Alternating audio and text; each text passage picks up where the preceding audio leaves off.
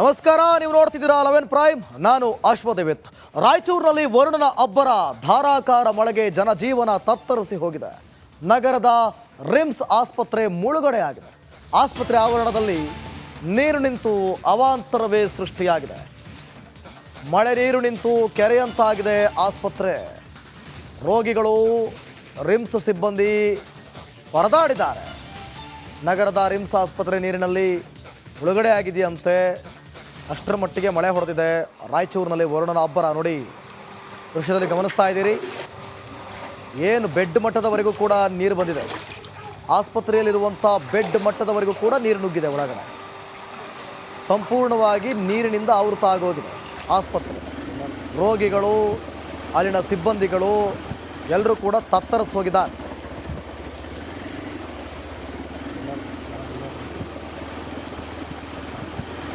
ಒಂದು ಕಡೆ ಮನೆಗಳಿಗೂ ಕೂಡ ನೀರು ನುಗ್ಗಿದೆ. ಆಸ್ಪತ್ರೆ ಆವರಣದಲ್ಲಿ ನೀರು ತುಂಬಿಕೊಂಡಿರೋದು ಕೂಡ ಗಮನಿಸ್ತಾ ಇದ್ದೀರಿ. ಮತ್ತೊಂದು ಕಡೆ ಮನೆಗಳಿಗೂ ಕೂಡ ಈ ಕಾಟ ಏನು ತಪ್ಪಿದ್ದಲ್ಲ.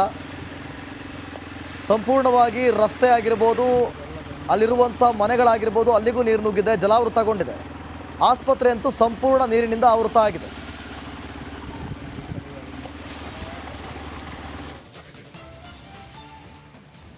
ಸೌಂದರ್ಯ ಜಗದೀಶ್ ಆತ್ಮಹತ್ಯೆ ಕೇಸ್ಗೆ ಬಿಗ್ ಟ್ವಿಸ್ಟ್ ಸಿಕ್ಕಿರೋದು. ಸೌಂದರ್ಯ ಜಗದೀಶ್ ಆಪ್ತರು ದಿಢೀರ್ ಸುದ್ದಿಗೋಷ್ಠಿಯನ್ನು ಮಾಡಿದ್ದಾರೆ. ನಾವು ಜಗದೀಶ್ ಅಣ್ಣ ತಮ್ಮಂದಿರ ಹಾಗೆ ಇದ್ವು. ಸೌಂದರ್ಯ ಜಗದೀಶ್ ಪತ್ನಿ ನಮ್ಮ ಮೇಲೆ FIR ಮಾಡಿದ್ರು. ಈಗ ಪ್ರಕರಣದಲ್ಲಿ ಹೈಕೋರ್ಟ್ನಲ್ಲಿ ಪ್ರಕರಣ ವಜಾ ಆಗಿದೆ. ಸೌಂದರ್ಯ ಜಗದೀಶ್ ಆಪ್ತ ಸುರೇಶ್ ಹೇಳಿಕೆಯನ್ನು ಕೊಟ್ಟಿದ್ದಾರೆ. ಏನು ಹೇಳಿದ್ದಾರೆ ನೋಡೋಣ. ಕೊಟ್ಬಿಡ್ತೀನಿ, ಇಬ್ಬರಿಗೂ 10 ಕೋಟಿ. ಮೇ 11ನೇ ತಾರೀಕು ರೇಖಾ ಅವರು ನಮಗೆ ಒಂದು ಹೋಟ್ಲ್ ಕರೀತಾರೆ. ನೋಡಿ, ಸೌಂದರ್ಯ ಕನ್ಸ್ಟ್ರಕ್ಷನಲ್ಲಿ ಇಷ್ಟೆಲ್ಲ ಆಗ್ತಾ ಇದೆಯಲ್ಲ, ನೀವೆಲ್ಲರೂ ಏನೇನು ಹೇಳ್ತೀರೋ ನಾನು ಬರ್ಕೊಟ್ಬಿಡ್ತೀನಿ, ಇಬ್ಬರಿಗೂ 10 ಕೋಟಿ ಕೊಡು ಅಂತ ಕೇಳಿದ್ರು. ನಾವು ಯಾವ ಕಾರಣಕ್ಕೂ ಎಲ್ಲಿಂದ ಕೊಡೋಣ 10 ಕೋಟಿ? ಎಲ್ಲರದು ಲಾಸಲ್ಲಿದೆ, ನಮ್ಮ ಆಸ್ತಿಗಳು ಹರಾಜಲ್ಲಿದೆ. ವ್ಯಾಪಾರ ಮಾಡಿದ್ರೇ ತಾನೇ ಕವರ್ ಮಾಡೋಕ್ಕಾಗೋದು, ನಾವು ಕೊಡೋಕ್ಕಾಗಲ್ಲ ಅಂತ ಹೇಳಿದ್ವಿ. ಅವರು ಆಮೇಲೆ ಅದು ಒಂದು ಮೇ 18th 22nd ಏನೋ ಒಂದು ಡೆತ್ ನೋಟ್ ಸಿಕ್ತು ಅಂತ ಹೇಳಿ FIR ಮಾಡಿದ್ರು ನಮ್ಮ ಮೇಲೆ. ಅದು ಯಾತಕ್ಕೆ FIR ಮಾಡಿದ್ರು ಏನು ಅನ್ನೋದು ನಮಗೂ ಗೊತ್ತಿಲ್ಲ. ಪೊಲೀಸವರು ನಮಗೆ ಇನ್ವೆಸ್ಟಿಗೇಷನ್ ಮಾಡಿದ್ರು. ಕಾನೂನು ಪ್ರಕಾರ ಏನೇನಿದೆ ಎಲ್ಲ ನಡೀತು. ಇವತ್ತು ಹೈಕೋರ್ಟಲ್ಲಿ ನಮಗೆ ಸ್ಕ್ವ್ಯಾಶ್ ಮಾಡಿದ್ದಾರೆ. ನಾನು ಹೇಳೋದಿಷ್ಟೇ, ನಾವು ಕ್ಲೀನಾಗಿದ್ದೀವಿ. ಹೈಕೋರ್ಟಿಂದ ನನಗೆ ತೀರ್ಮಾನ ಆಗಿದೆ, ನಮಗೂ ಜಗದೀಶ್ ಸಾವುಗೂ ಯಾವ ಥರನೂ ಸಂಬಂಧ ಇಲ್ಲ. ಆಮೇಲೆ ಹಣದ ವಿಚಾರವಾಗಲಿ ಜಗದೀಶಿಗೆ ನಾವೇನ ಮೋಸ ಮಾಡೋವಂಥವ್ನಲ್ಲ.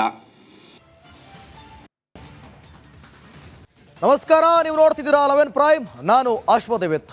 ರಾಯಚೂರಿನಲ್ಲಿ ವರುಣನ ಅಬ್ಬರ, ಧಾರಾಕಾರ ಮಳೆಗೆ ಜನಜೀವನ ತತ್ತರಿಸಿ ಹೋಗಿದೆ. ನಗರದ ರಿಮ್ಸ್ ಆಸ್ಪತ್ರೆ ಮುಳುಗಡೆ ಆಗಿದೆ. ಆಸ್ಪತ್ರೆ ಆವರಣದಲ್ಲಿ ನೀರು ನಿಂತು ಅವಾಂತರವೇ ಸೃಷ್ಟಿಯಾಗಿದೆ. ಮಳೆ ನೀರು ನಿಂತು ಕೆರೆಯಂತಾಗಿದೆ ಆಸ್ಪತ್ರೆ.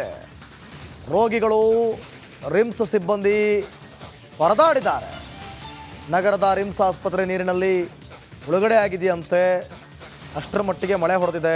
ರಾಯಚೂರಿನಲ್ಲಿ ವರುಣನ ಅಬ್ಬರ ನೋಡಿ, ದೃಶ್ಯದಲ್ಲಿ ಗಮನಿಸ್ತಾ ಇದ್ದೀರಿ. ಏನು ಬೆಡ್ ಮಟ್ಟದವರೆಗೂ ಕೂಡ ನೀರು ಬಂದಿದೆ. ಆಸ್ಪತ್ರೆಯಲ್ಲಿರುವಂಥ ಬೆಡ್ ಮಟ್ಟದವರೆಗೂ ಕೂಡ ನೀರು ನುಗ್ಗಿದೆ. ಒಳಗಡೆ ಸಂಪೂರ್ಣವಾಗಿ ನೀರಿನಿಂದ ಆವೃತ ಆಗೋಗಿದೆ ಆಸ್ಪತ್ರೆ. ರೋಗಿಗಳು, ಅಲ್ಲಿನ ಸಿಬ್ಬಂದಿಗಳು ಎಲ್ಲರೂ ಕೂಡ ತತ್ತರಿಸಿ ಹೋಗಿದ್ದಾರೆ.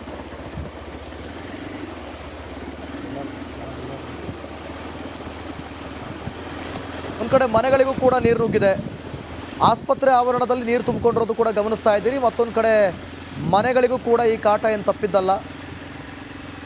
ಸಂಪೂರ್ಣವಾಗಿ ರಸ್ತೆ ಆಗಿರ್ಬೋದು, ಅಲ್ಲಿರುವಂಥ ಮನೆಗಳಾಗಿರ್ಬೋದು, ಅಲ್ಲಿಗೂ ನೀರು ನುಗ್ಗಿದೆ, ಜಲಾವೃತಗೊಂಡಿದೆ.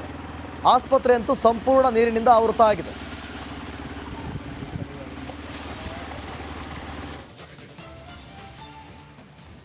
ಸೌಂದರ್ಯ ಜಗದೀಶ್ ಆತ್ಮಹತ್ಯೆ ಕೇಸ್ಗೆ ಬಿಗ್ ಟ್ವಿಸ್ಟ್ ಸಿಕ್ಕಿರೋದು.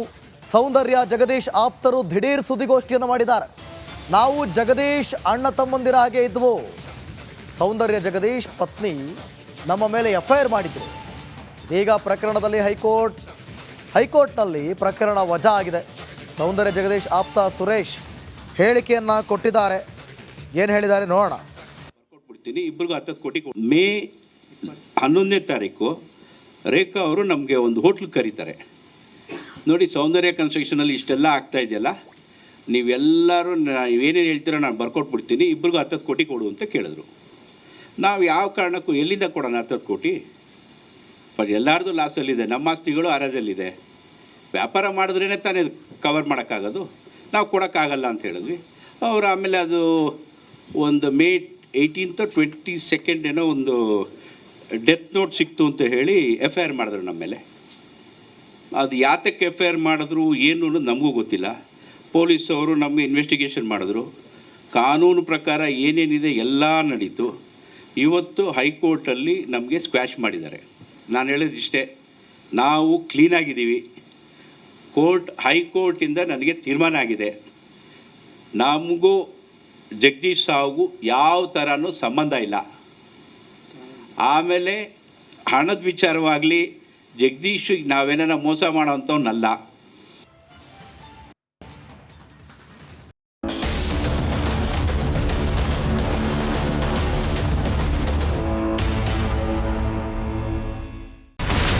ಇಲ್ಲಿರುವಂತ ಈ ಒಂದು ಗುಡ್ಡ ಕುಸಿದ ಪರಿಣಾಮ ಯಾವ ರೀತಿಯಾಗಿತ್ತು ಅಂತಂದ್ರೆ, ಗಂಗಾವಳಿ ನದಿ ಪಕ್ಕದಲ್ಲಿರುವಂತಹ ಉಳುವರ ಎನ್ನುವ ಗ್ರಾಮ ಸಂಪೂರ್ಣವಾಗಿ ಇವತ್ತು ನಾಶ ಆಗಿದೆ.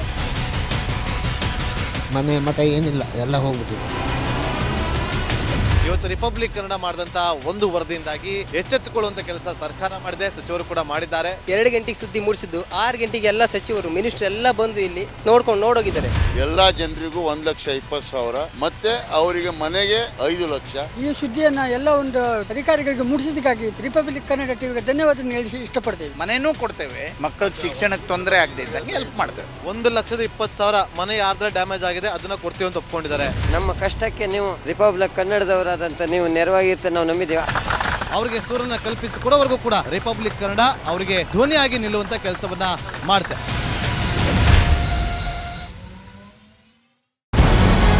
ನಮಸ್ಕಾರ, ಕರ್ನಾಟಕ ಪ್ರೈಮ್ ಟೈಮ್ಗೆ ಸ್ವಾಗತ. ನಾನು ಜಯಪ್ರಕಾಶ್ ಶೆಟ್ಟಿ.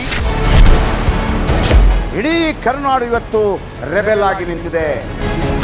ಈ ಹಗರಣಗಳನ್ನು ಸದನದಲ್ಲಿ ಪ್ರಸ್ತಾಪ ಮಾಡಲು ಕೂಡ ಕಾಂಗ್ರೆಸ್ ಹಿಂದೇಟು ಹಾಕಿದ್ದೇಕೆ? ನಿಮ್ಗೆ ಸಂಬಳ ಅದಕ್ಕೆ, ನಿಮಗೆ ವಾಹನ ಅದಕ್ಕೆ, ನಿಮಗೆ ವೆಪನ್ ಅದಕ್ಕೆ, ನೀವು ಅದನ್ನು ಸೆರೆ ಹಿಡಬೇಕಾಗಿತ್ತು. ನೀವು ವಿದ್ಯುತ್ ಬರ ಇದೆ ಅಂತ ಹೇಳ್ತಾ ಇದ್ದೀರಿ, ಎಲ್ಲಿ ಬರ ಇದೆ ನೀವು ಹೇಳಬೇಕು. ಪಾಕಿಸ್ತಾನ್ ಆಕ್ಯುಪೈಡ್ ಕಾಶ್ಮೀರ್ ಅದು ಎಂದೆಂದಿಗೂ ನಮ್ಮದು. 40 ಮೆಷಿನ್ಗಳು ತಂದಿತ್ತು ನೋಟ್ ಎಣಿಸುವುದಕ್ಕೆ, ಅದೇ ಹಾಳಾಗಿತ್ತು. ಮಥುರಾದ ಗಲಾಟೆ ಇದೆಯಲ್ಲ, ಅದು ಸ್ಥಳೀಯವಾಗಿ ಕೂತು ಪರಿಹರಿಸಬಹುದಾದಂಥ ಕಾನೂನಿದೆ. ಗ್ಯಾರಂಟಿ ಯೋಜನೆಯಿಂದ ನಷ್ಟ ಆಗಿದೆ, ಲಾಭ ಆಗಿದೆ, ದಯವಿಟ್ಟು ಹೇಳಿ. Dawood Ibrahim most wanted criminal ಯಾವಾಗಾದ ಅಂದರೆ ಇಲ್ಲಿ ತನಕ ಭಾರತ ದೇಶದಲ್ಲಿ ಓರ್ವ ದಲಿತ ಪ್ರಧಾನಿಯಾದಂಥ ಇತಿಹಾಸವೇ ಇಲ್ಲ. ರಿಪಬ್ಲಿಕ್ ವರ್ಲ್ಡ್ ಆಪ್ ಇದು ಕೇವಲ ಅಪ್ಲಿಕೇಶನ್ ಅಲ್ಲ, ಸಮಗ್ರ ಸುದ್ದಿಗಳ ಸಂಪರ್ಕ ಮಾರ್ಗಕ್ಕೆ ಕ್ರಾಂತಿಕಾರಿ ಬದಲಾವಣೆ. ರಿಪಬ್ಲಿಕ್ ವರ್ಲ್ಡ್ ಆಪ್ ಕೇವಲ ಸುದ್ದಿ ಅಪ್ಲಿಕೇಶನ್ ಅನ್ನ ಪರಿಚಯ ಮಾಡ್ತಾ ಇಲ್ಲ, ಬದಲಾಗಿ ಡಿಜಿಟಲ್ ಸುದ್ದಿ ಬಳಕೆಯ ಹೊಸ ಯುಗಕ್ಕೆ ನಾಂದಿ ಹಾಡ್ತಾ ಇದೆ. ಇದೊಂದು ಬ್ರೇಕಿಂಗ್ ನ್ಯೂಸ್, ಪ್ರಭಾವಶಾಲಿ ಕಾರ್ಯಕ್ರಮಗಳಿಗೆ ಗಟ್ಟಿಯಾದ ವೇದಿಕೆ. ರಿಪಬ್ಲಿಕ್ ವರ್ಲ್ಡ್ ಅಪ್ಲಿಕೇಶನ್ ಈಗ ಲೈವ್ ಆಗಿದೆ. ಗೂಗಲ್ ಪ್ಲೇ ಸ್ಟೋರ್ ಮತ್ತು ಆಪಲ್ ಆಪ್ ಸ್ಟೋರ್ ಎರಡರಲ್ಲೂ ಲಭ್ಯವಿದೆ. ಈಗಲೇ ಡೌನ್ಲೋಡ್ ಮಾಡಿ.